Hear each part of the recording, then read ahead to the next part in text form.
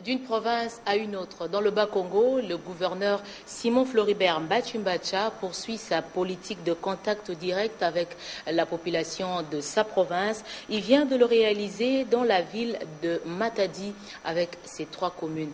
Michel Ngomalanga, commentaire.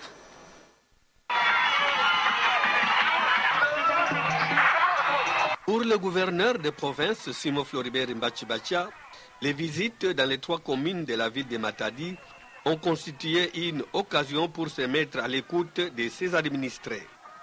Grâce à ce contact direct, le gouverneur est arrivé à circonscrire avec exactitude les différentes préoccupations des Matadiens. Que ce soit dans la commune de Nzanza, de Mvouzi ou de Matadi, les grands problèmes auxquels sont confrontées les populations sont les mêmes. Carence en eau potable, déficit en courant électrique, délabrement des infrastructures de base, insécurité, banditisme urbanistique.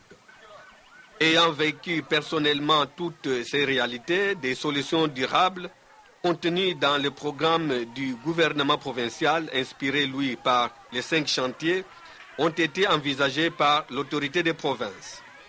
Quant aux populations visitées, ils se sont sentis soulagés par cette attention soutenue que leur accorde Simon Floribert Mbachimbacha en vue d'une solution à leurs problèmes. Voilà, Monsieur Antoine Pambora, pour clôturer avec vous. Une année, le bilan, vous l'avez fait ici dans ce journal, mais il y a quand même des perspectives pour Zen. Oui, certainement, Madame, des grandes perspectives, surtout pour nos clients.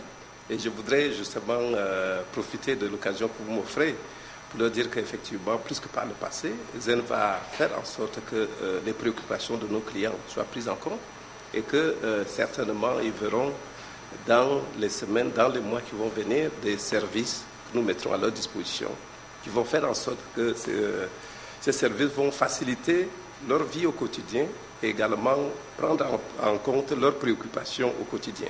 Mais également, c'est de dire à long terme, c'est notre engagement également à accompagner le développement donc, de la République démocratique du Congo, qui aujourd'hui n'est équipée que de 10%.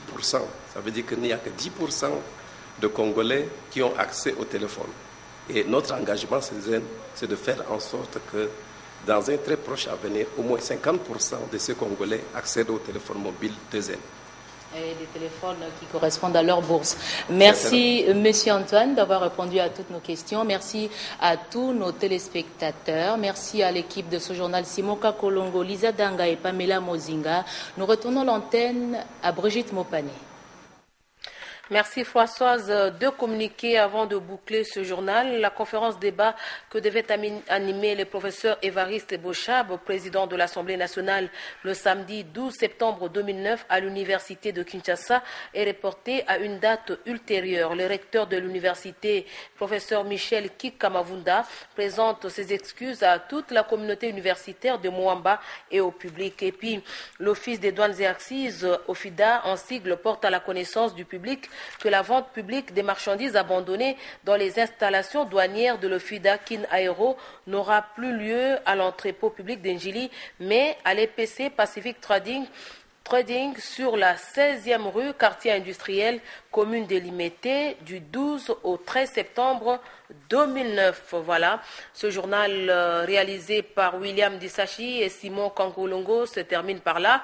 Il a été supervisé par Crispin Medartou Mamatoulou, Janine Kalinga, Lisa Danga, Naïcha Kiala et Poncien et Mami Kaboube ont participé à sa rédaction. La prochaine édition du journal, c'est à 23h avec Poncien Tchussungu, mais avant ça, juste après ce journal, vous suivrez la 5e journée, un match comptant pour la 5e journée de la Champions League. Ce sera un match 100% soudanais, Al Hilal contre El Merir.